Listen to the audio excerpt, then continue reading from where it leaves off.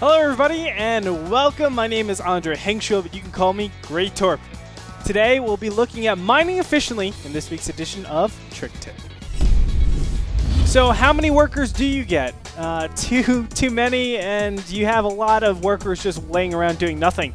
Too few, and you look like the American middle class. We're here to find out the exact number and see how you can play a little bit more efficient. StarCraft has a very complex economy where only one basic harvester can be working on a patch. If we have excess workers, a ton of them will be waiting around for something to do. You can see right here the amount of workers just shuffling around, not mining at all. This is a clear indicator of inefficiency. Conversely, let's look at 5 harvesters now instead of 50. Well, you can clearly see a drastic difference in the income. Not only the top right hand corner, but you can just visually see how your SCVs just are not optimally saturating this mineral field. Let's go ahead and take a look at what the right numbers are so we can be a better player. StarCraft has 2 major focal points in their economic world. That is optimal saturation and maximum saturation.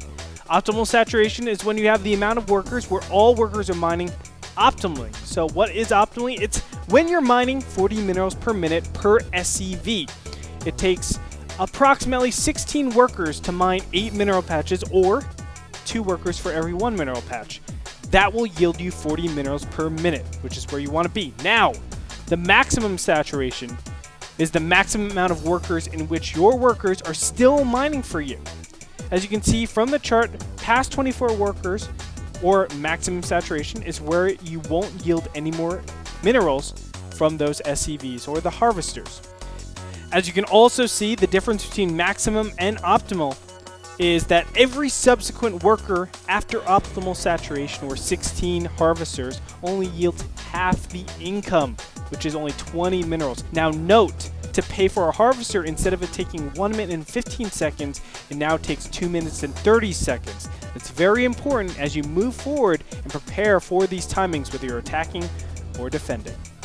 So why is all of this important? Well, you can actually get more money at certain times of the game using this system.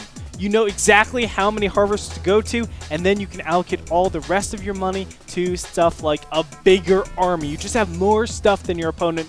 Even if they get more harvesters, you have more stuff to deal with. So maybe you can take your third base a little bit faster, or maybe you can do a little bit more harassment.